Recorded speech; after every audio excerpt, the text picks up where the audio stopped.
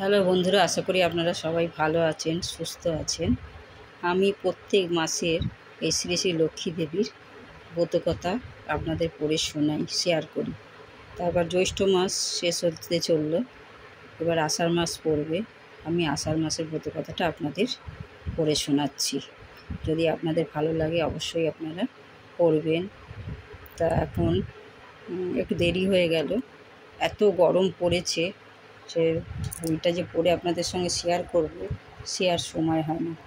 তা আজকে একটু সময় করে বইটা আপনাদের পড়ে শোনাচ্ছি। এই দেখুন, অনেকে বইটা দেখতে চেয়েছেন, আমি আবার এই দেখুন দেখাচ্ছি। এটা আমাকে শাশুড়ি মাই দিয়েছিলেন, কোথা থেকে দিয়েছেন আমার তো মনে নেই, একবার শুনেছিলাম বর্ধমান থেকে কিনে এনে। তা এখন জানি না কোথায় পাওয়া যাবে। বইটা আমার পাতাও খুলে গেছে। এই হচ্ছে, এই দেখুন, এই ওপরে দেখাচ্ছি, আপনারা দেখে নিন। এটা বেণী মাধবশীল, দেখুন, যদি পান তো পেয়ে যাবেন। এটা প্রত্যেক মাসের আলাদা করে ব্রতকথা দেওয়া আছে। আমি বৈশাখ প্রত্যেক বছর আমি পড়ি, প্রত্যেক মাসে অনেকেরই ভালো লেগেছে, সেইটা আমি আবার এই দেখুন আষাঢ় মাসের ব্রতকথাটা আমি পড়ে আপনাদের শোনাচ্ছি।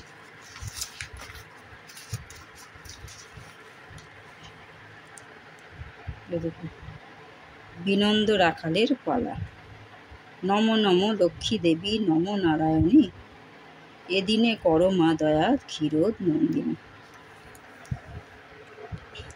যখনই আপনারা বই পড়বেন হাতে ধূপ হোক ফুল হোক নিয়ে পড়বেন, পুজোর সময় আর কি। তা এই হচ্ছে, এবার পরেরটা বলি। বিনন্দ রাখাল বাস বিরাট নগরে, অতি কষ্টে দিন কাটে থাকে কুড়ে ঘরে। 8 বর্ষ বয়সেতে পিতা মাতা মরে, অনাথ হইয়া শিশু পথে পথে ঘরে। মালাকার গৃহে থাকি করে গোচারণ, এরূপে বিনন্দ করে উদর পূরণ। 12 বৎস কেটে যায় এক এক করে, বিনন্দ সর্বদা চিন্তা করে লক্ষ্মী মারে। নিত্যকার মতো গরু লয়ে মাঠে যায়, সহসা ভীষণ ঝড় উঠিল তথায়। ধেনুগণে বিনন্দ না পাইল দেখিতে, এক মনে কমলারে লাগিল ডাকিতে।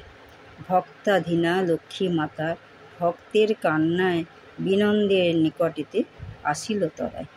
আসি লক্ষ্মী বিনন্দরে কোলে তুলে নন, ভয় নাই ওরে বাছা করো না ক্রন্দন। এতদিন দুঃখ পেলে চড়ায় গোধন, আমি যাহা বলি এবে করো শ্রবণ। চাকুরিতে কোনো দিন দুঃখ নাহি যাবে, কৃষিকার্যে করো যদি সুখেতে থাকিবে। বিনন্দ বলিল মাগো শোনো মোর কথা, কৃষিকাজ মোর পক্ষে অসম্ভব কথা।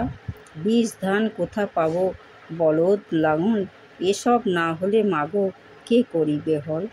জমি জমা কোথা পাবো বলো মা আমারে, অতি কষ্টে থাকি মাগো ভাঙা কুড়ে ঘরে।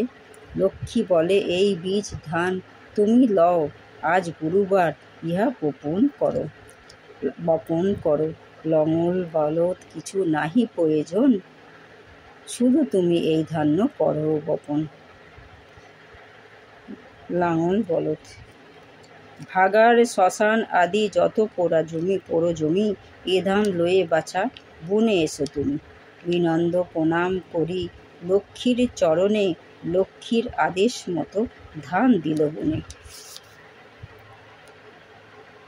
লক্ষ্মী দত্ত ধান্য পাকে 2.5 দিনেতে, বিনন্দ কাটিয়া ধান আনে কুঠিরেতে। তথাকার রাজা ছিল অতি দুরাচারী, বিনন্দরে বলে ধান করেছিস চুরি। দূতগণে ডাকি রাজা আদেশ করিল, বিনন্দের যত ধান সব কেড়ে নিল। কাঁদিয়া বিনন্দ করে লক্ষ্মীর শরণ, অভয় দানিল লক্ষ্মী দিয়া দর্শন। স্বপ্নে লক্ষ্মী মহারাজে লাগিল বলিতে, বিনন্দ আমার পুত্র জানিও মনেতে। কন্যা সহ তারে তুমি অর্ধরাজ্য দেবে, আদেশ লঙ্ঘিলে রাজ্য ছাড়খারে যাবে। এরূপে রাজারে লক্ষ্মী স্বপ্নাদেশ দিল, ভয় পেয়ে মহারাজ কাঁপিতে লাগিল। বিনন্দরে আনি রাজা নিজ অন্তঃপুরে, কন্যা সহ অর্ধরাজ্য দিল বিনন্দরে। যথাকালে সেই রাজা পরলোকে গেল, রাজা হয়ে বিনন্দ সিংহাসনে বসিল। মহাসুখে বিনন্দ তথায় রাজ্য করে, প্রতি গুরুবারে লক্ষ্মী পূজে ভক্তি ভরে। শঙ্কর প্রণাম করি লক্ষ্মীর চরণে, বিনন্দের পালা শেষ করিল এখানে। এই হলো আষাঢ় মাসের ব্রতকথা, খুবই ছোট। এরপরে দেখুন শ্রাবণ মাসেরও ব্রতকথা। শ্রাবণ মাস পড়লে আমি অবশ্যই আপনাদের শোনাবো। এইভাবে প্রত্যেক বৃহস্পতিবার আমি প্রত্যেক মাসের আলাদা আলাদা করে ব্রতকথা পড়ি, তা আপনাদেরও শেয়ার করি। প্রত্যেক বছরই আমি এটা করে থাকি।